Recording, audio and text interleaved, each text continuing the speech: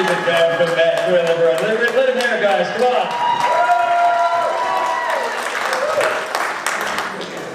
Yeah, good evening. I'd like to start these off with a joke. I got invited to a funeral last week that started at 6 a.m. but I didn't go because I'm just not a morning person. Okay, so that's all right. You guys are cool. Yeah, no, good. Off to a great start. A friend of mine came up to me last week and he was like, "You know, Taylor, for how you look, you smell surprisingly good." And I like that one because I can't tell if it's meant to be an insult or a compliment. It kind of, somewhere in the middle there. I had another interesting one like that quite recently. I was talking to a woman from the crowd after a comedy show, and I asked her if she enjoyed the show. And I could tell she didn't want to give me an insult, so she tried to spin it like it was a compliment. And she just went, "Comedy's hard, isn't it?" I bought the most, I went whitewater rafting with my family on holiday this year. And one of the questions you have to fill out on the insurance form beforehand is, "Are you confident in the water?" And I wrote, "No, I swim in a t-shirt."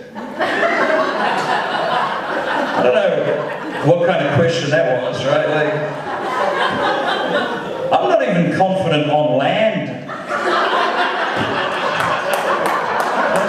A couple of sympathizers there, that's nice, thank you. I bought the most ironic pair of shorts this week. Get this. I bought them in the size 3XL from the brand Active Intent. Something's not quite adding up there, is it? Like, I mean, to be fair, I have all the intent in the world, just none of the ability or the drive. I tell you what I did do. I decided I would get into boxing, and I understand you guys at the Woolston Club, you put on quite a few boxing events. So have we got any boxing fans in the crowd tonight? Just give me like a cheer or something.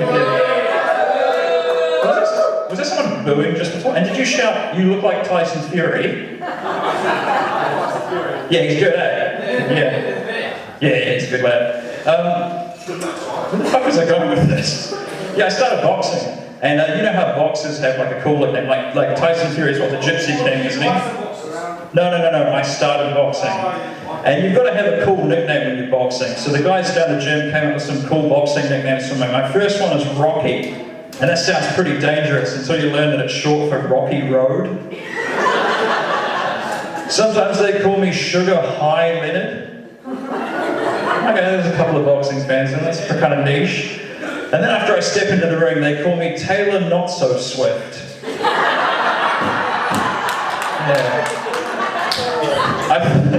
I thought about doing one of those charity fights get not fighters to do it. And I asked my coach if he would give me a description to put on the poster. And he was like, "Sure. Let me think about that for a second. Taylor is a gentle giant with surprising hand speed, and he really packs a lunch." I was like, "Don't you mean punch?" He goes, "Come on, you've seen yourself fight before." But I injured my left ankle a little bit doing this, and I went to the doctor, and he checked it out, and he says, "You know, Taylor, you've actually got a partial tear of your Achilles tendon." Now, this is an injury we really commonly see athletes come here through with. So for the interest of academic research, would you mind telling us how you did it? I've noticed with greetings a lot, people will greet me with stuff like, "Hey big man," "Hey big guy," "Hey big fella," all that sort of stuff, and that's totally fine, that's thumbs up. But if someone comes up to me and goes, "Hey big boy," right, it becomes weirdly flirty through there, like I'm not quite sure why. And I realise this is not an approach you could use if you wanted to hit on a woman, like you couldn't go up to her and go, "Hey big girl," because you know, it's not cool. I think you're getting punched if you say that. Unless you're talking to Brienne from Game of Thrones, I guess. And you can't go in the other direction either. You can't say, "Hey little girl," because that's like obviously like fucking horrifying, right? So I guess you just have to greet women by saying, "Hello, medium lady." I don't know. I'll let you know when I figure it out. So this is where I'm probably going to divide the audience a little, but I don't drink alcohol. Yeah, that's where it is. We have the Irish in as well, right? So they're probably not going to enjoy this at all. And I've never been a drinker, never drank before. And I always used to struggle with people pressuring me, because they would never accept if you say, no, I don't drink. They always want me to drink, want me to drink. But I learned a really useful trick on how to get people to stop. Whenever someone says to me, Taylor, do you drink? All you have to do is go, no, man, not anymore. And you see, it looks like you used to have a drinking problem, and like for some reason that's the line that they won't cross. They just leave you alone like that. And you can use this in a lot of other situations in life. Like if I'm at the mall and someone says to me, excuse me, sir, do you donate to charity? No, man, not anymore. And it works really well. You can take this away. Like, let's practice one together. If I say, have you accepted the Lord Jesus Christ into your life? You guys say, nah. You can tell it's getting late by how awful that was. You have to be kind of careful though, because if someone says to me, Taylor, do you still need to go to the toilet? Nah. Nah, not anymore.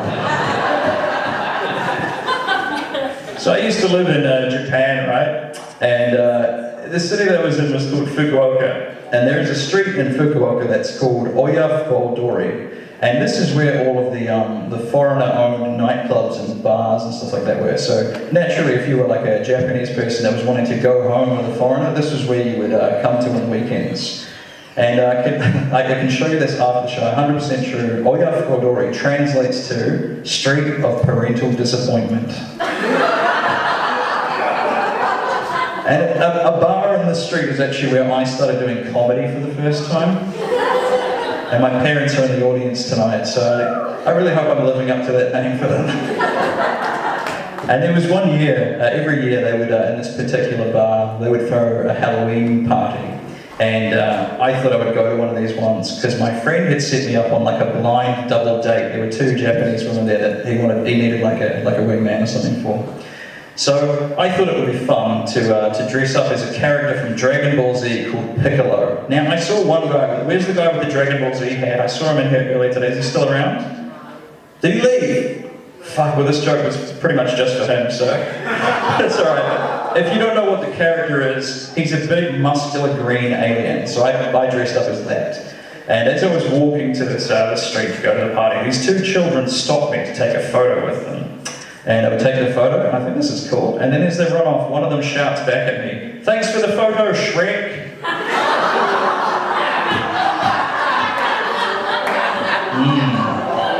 Yeah. So the night was off to a great start, to be honest. I shook that off, and we end up continuing on. We get to the bar, and I meet my friend here, and these two Japanese women that are dressed as Belle from Beauty and the Beast and Snow White from Snow White and the Seven Dwarfs. And they do not speak like it's very little English, and I was the same with Japanese, so communication is going to be a struggle to say the least. We sit down and we're attempting to communicate, but it's not really going well. But my friend luckily was fluent in Japanese, and he starts trying to wingman for me. He's just speaking like a mile a minute in Japanese. The problem is, I have no idea what he's telling me to. It could be anything from like, he's really rich, he has a huge penis, he's a nice guy, or any other lie. Whatever he was telling them, it seemed to work, because the one that was Belle from Beauty and the Beast took a bit of a liking to me. And that was alright, because I relate to the Beast from Beauty and the Beast on many levels. Like, he's big and hairy and misunderstood. It's nice. So we're sort of going back and forth, and it's all going about as well as it can. And then Belle says out loudly, "It's noodle time." And like, you're thinking this might sound like a euphemism or something, right? It wasn't. But it was okay, because I like noodles, so we got up and left and started walking down the street. And she's asking me this question repeatedly. She keeps saying to me, "What's your favourite type of uma?"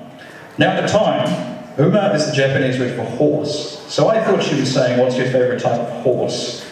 So I gave her an honest answer, you know, strong legs, you know, good teeth, nice tail. What do you know what? And she's going, no, Uma. I went, oh, you're saying woman. What is your favourite type of woman?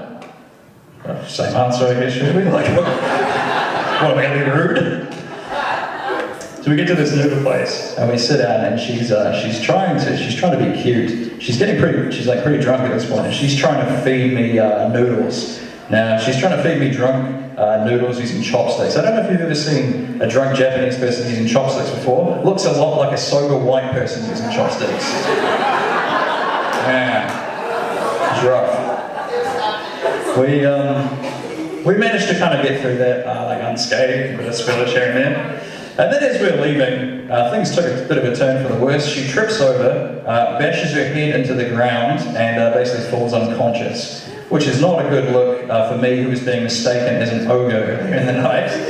And then the friend that was with us only knew one word in English, and I don't know what she was trying to say, but all she was shouting was, help, help, help! Right? Not a good look. The police officer obviously hears the commotion, and he comes over to try and find out what's going on. And through a combination of my friend speaking a little bit of Japanese, us trying to communicate, and also it turned out he was a really big fan of Shrek, and as a kind of like a, hey, I'll let you off with a warning, if you just leave a message to my kids as Shrek telling them to go to bed. So somewhere around the world there's a Japanese police officer that has a video of me painted up green trying to do a Shrek impression going, hey kids, your daddy says you're supposed to be in bed right now. And if you don't go, that'll make me very angry.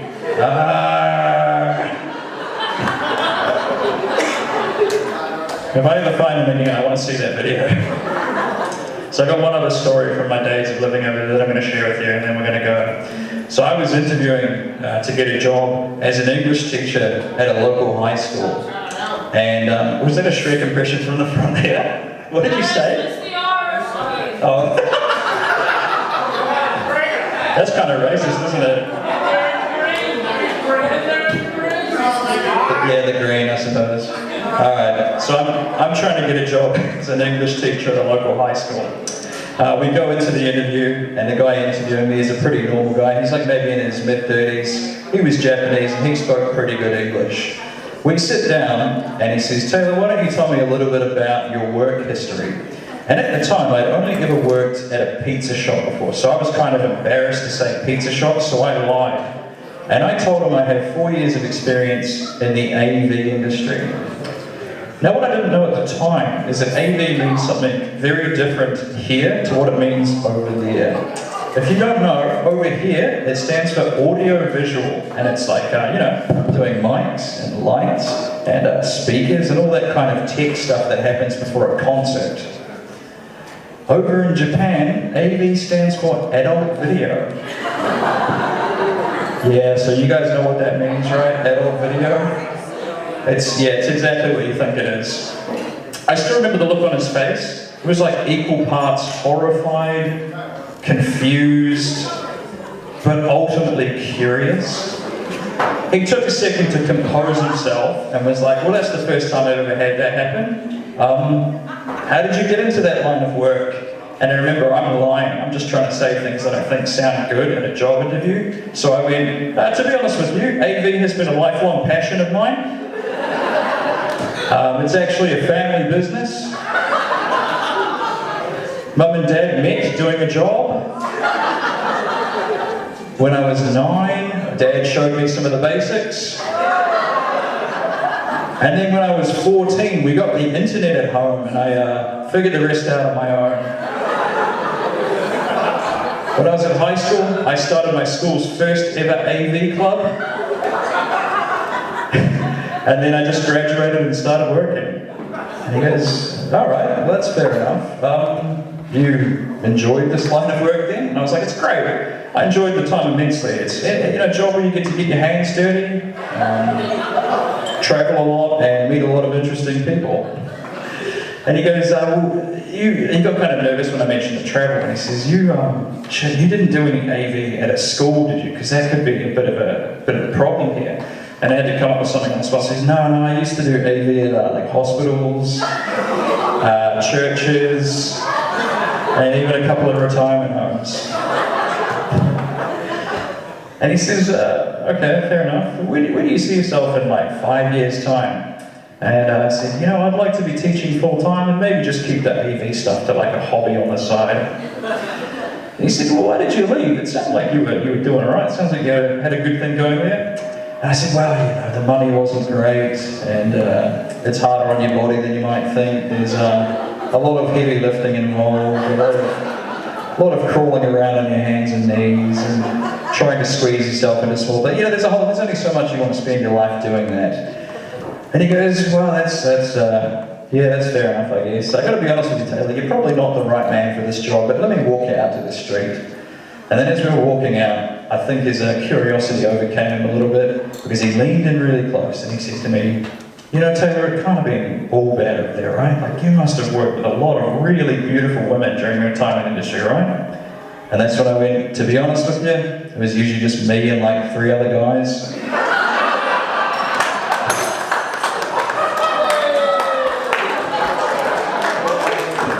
I'll tell you what, that's a rough one to do when people walk in halfway through the set and they don't hear the stuff. And it just sounds like I did gay porn for 4 years. So, well, I think that is about all for me tonight. So I want you guys to really, Matt has done an awesome job of organising this tonight. Everything's coming together from him. I want you guys to really let him hear it when you bring it back on the stage tonight. Matt